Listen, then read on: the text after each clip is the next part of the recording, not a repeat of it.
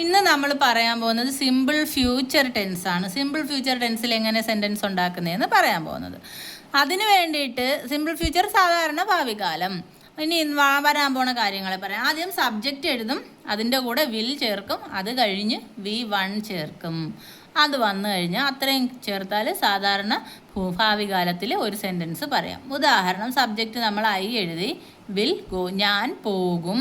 പോകുക എന്ന് പറഞ്ഞാൽ ഗോ, അതിൻ്റെ കൂടെ വിൽ ചേർത്തപ്പോൾ പോകും എന്നായി. ഐ വിൽ ഗോ, ഭാവികാലം. ഇനി നാളെ നടക്കാതിരിക്കുന്ന കാര്യമാണ്. മനസ്സിലായോ?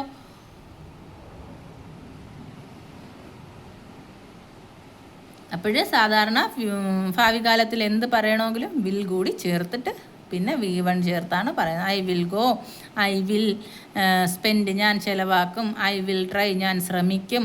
ഐ വിൽ കം, ഞാൻ വരും. അങ്ങനെ പറയാം.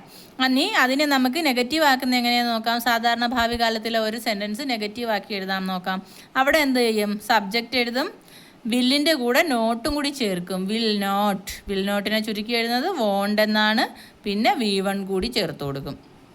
അപ്പോഴേ സബ്ജക്റ്റ് എഴുതി ഐ, വിൽ നോട്ട് ചേർത്ത് വോണ്ട്. ഇവിടെ V1 ഗോയാണ്. ഗോ, ഐ വോണ്ട് ഗോ, ഞാൻ പോയില്ല. ഭാവി കാലത്തിലാരാ ഞാൻ പോവില്ല എന്ന് പറയത്തില്ലേ, അങ്ങനെ പറയാൻ.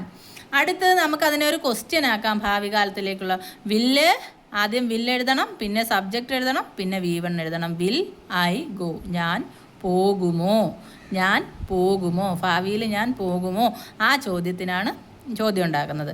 അപ്പം പോസിറ്റീവ് സെൻറ്റൻസ് ഉണ്ടാക്കി, നെഗറ്റീവ് സെൻറ്റൻസ് ഉണ്ടാക്കി, ക്വസ്റ്റ്യൻ സെൻറ്റൻസ് ഉണ്ടായി.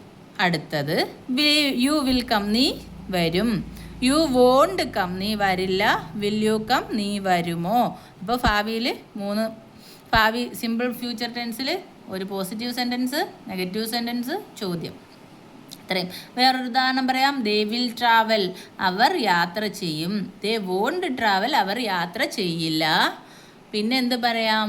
വിൽ ദേ ട്രാവൽ, അവർ യാത്ര ചെയ്യുമോ, അതും സെൻറ്റൻസിലായി.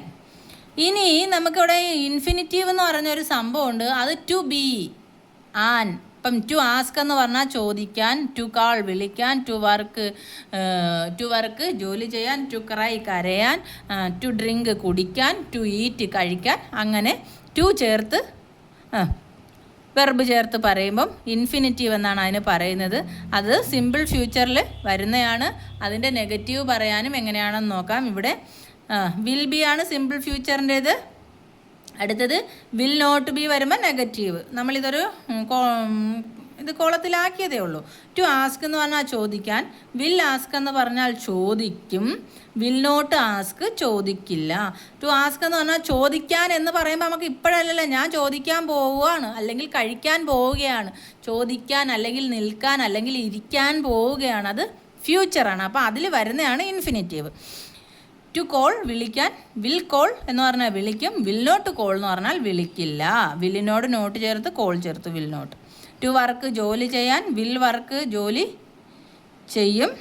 വിൽ നോട്ട് വർക്ക് ജോലി ചെയ്യില്ല. ടു ക്രൈ കരയാൻ, വിൽ ക്രൈ കരയും. വിൽ നോട്ട് ക്രൈ കരയില്ല. ഈ സിമ്പിൾ പ്രസൻറ്റ് ടെൻസിൻ്റെ, സിമ്പിൾ ഫ്യൂച്ചർ ടെൻസിൻ്റെ മറ്റൊരു പൊതുരൂപമാണ് ബി ഗോയിങ് ടു എന്ന് പറയുന്നത്. ബി എന്ന് പറഞ്ഞാൽ വെർബിൻ്റെ ഏത് വേണമെങ്കിലും വരാം. ബിയുടെ ഫോംസിൽ ഏതും അതിൻ്റെ കൂടെ ഗോയിങ് ടു ചേർക്കും. ഇവിടെ ഉദാഹരണത്തിന് ആം, ഈസ്, ആറ് ഏതെങ്കിലും ചേർത്ത്, ബിയുടെ ഫോമായ ആം, ഈസ്, ആറ് ഇതിലേതെങ്കിലും ചേർത്ത് ഗോയിങ് ടു ചേർത്ത് അതിൻ്റെ കൂടെ വെർബ് ചേർക്കാം. ഉദാഹരണം നോക്കാം. മൈ ബ്രദേഴ്സ്, ഇവിടെ നമ്മൾ വന്ന സബ്ജക്റ്റ് മൈ ബ്രദേഴ്സാണ്. അപ്പം എൻ്റെ സഹോദരന്മാർ. അപ്പം ഇവിടെ പ്ലൂറലായിട്ടുള്ള ഹെൽപ്പിംഗ് വെർബ് ചേർക്കണം. ഇവിടെ പ്ലൂറലിൽ ഉപയോഗിക്കുന്ന ആറാണ്. My brothers are going to, പോകുന്നു, റീഡ് ദാറ്റ് ബുക്ക്, ആ ബുക്ക് വായിക്കാൻ പോകുന്നു. എൻ്റെ സഹോദരന്മാർ ആ ബുക്ക് വായിക്കാൻ പോകുന്നു. ഇവിടെ കണ്ടു. അപ്പം ഇവിടെ വിൽ വന്നില്ല, പക്ഷേ ഗോയിങ് ടു വന്നത് കൊണ്ട് സിമ്പിൾ ഫ്യൂച്ചർ ടെൻസിൻ്റെ ഫോമിലേക്ക് മാറുന്നു. അടുത്തത് you are going to see, നീ യു വന്നപ്പം ആറാണ് ഹെൽപ്പിംഗ് വെർബ്. ഗോയിങ് ടു അതിൻ്റെ കൂടെ സി ചേർത്തു. ഗോയിങ് ടു സീ, കാണാൻ പോകുന്നു. ടു സീ കാണാൻ, ഗോയിങ് ടു സീ നീ കാണാൻ പോകുന്നു. വാട്ട് ഐ മീൻ, എന്താണ് ഞാൻ ഉദ്ദേശിച്ചതെന്ന്.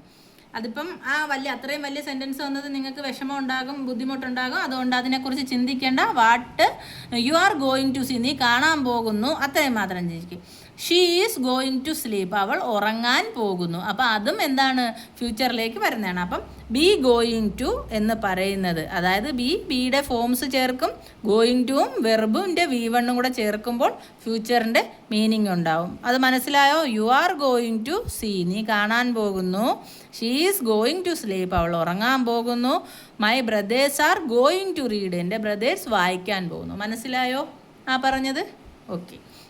അപ്പോൾ നിങ്ങൾ എന്ത് ചെയ്യുക, വിൽ ചേർത്ത് V1 ചേർത്ത് സബ്ജക്റ്റും ചേർത്ത് പുതിയ പുതിയ സെൻറ്റൻസുകൾ സ്വയം ഉണ്ടാക്കി പറയാനും എഴുതാനും ശ്രമിക്കുക. ഓക്കെ.